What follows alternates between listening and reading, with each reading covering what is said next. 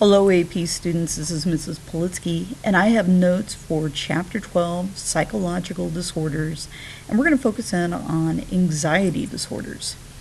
Everyone has experienced anxiety or fear in threatening or dangerous situations, but pathological anxiety is far more severe than the normal anxiety associated with life's challenges.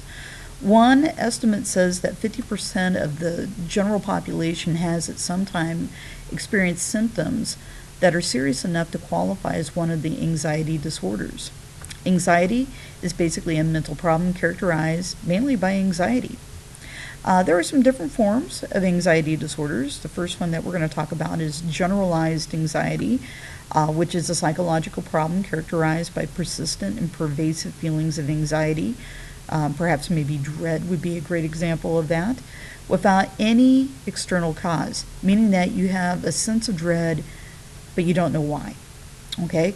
Individuals who suffer from generalized anxiety disorder may have dizzy spells, headaches, cold sweats, and frequent feelings of anxiety. Sometimes this is known as free-floating anxiety because you cannot pinpoint why. Panic disorders. Panic disorder is a disturbance marked by a panic attack that has no obvious connection to the events in a person's present experience. Unlike generalized anxiety disorder, the victim is usually a victim of anxiety between panic attacks. An unexpected wave of pain sweeps over a person, seemingly from nowhere. The heart will race, the body will shake, there will be dizziness, you'll have clammy and sweaty hands.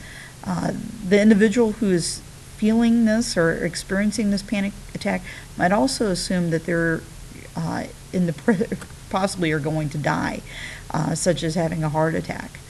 These attacks may last only a few minutes and subside.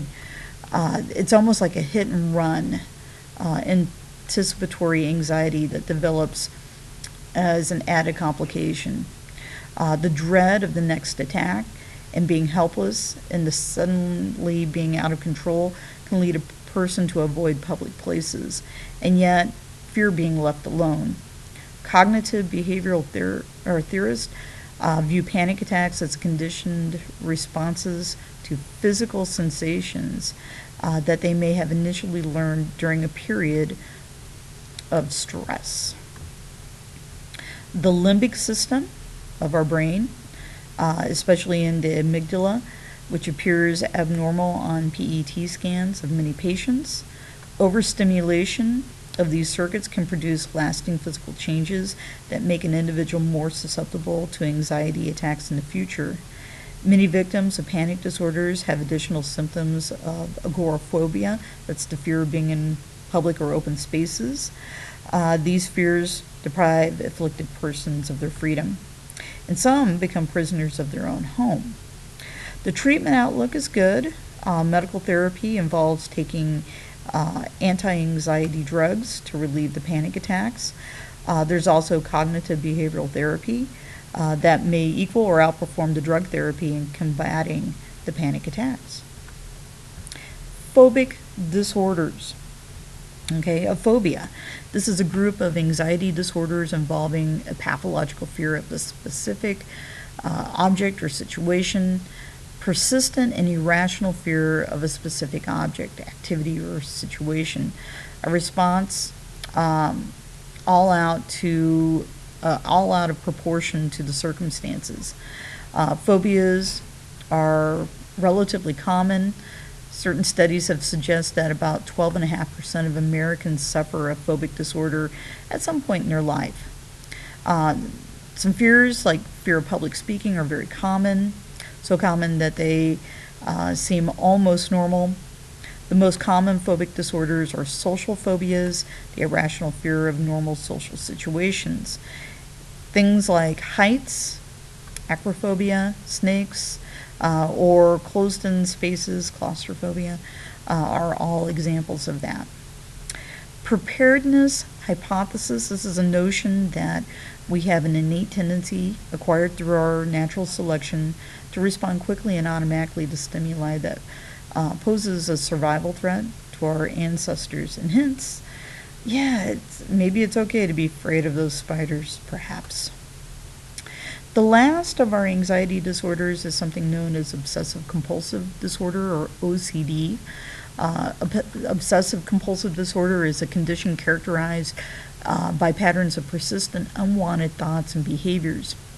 About 2.5% of Americans at some point in time have had OCD. Nearly everyone has had some of its symptoms in a milder form. Obsessions, this is a component of the OCD that consists of thoughts, images, impulses that reoccur or persist despite a person's effort to suppress them. Examples of this would be like fear of germs, might cause an individual to avoid using public restrooms or restrooms in homes of other people, or to shake hands with strangers. OCD patients have extremely high divorce rates. Compulsions is the other half of OCD. These are repetitive, purposeful acts performed according to certain private rules in response to an obsession. Victims that feel their compulsive behavior will reduce the tension associated with that by participating in these compulsions. So typical compulsions include irresistible urge to clean or to check lights or appliances to see if they're turned off, or to count objects or possessions. The tendency for OCD to run in families also suggests a genetic link. Many people with OCD also display tics, and that would be like facial tics, which probably appear to be more like twitching and such. Unwanted involuntary movements, such as exaggerated eye blinks. In these patients, brain imaging often shows oddities in the deep motor control areas, suggesting something is amiss in the brain. Fixed software packages programmed into the brain, for example, are examples of these tics. Certain drugs that are commonly prescribed for depression can alleviate both the obsession and the compulsive ritual. Thank you very much.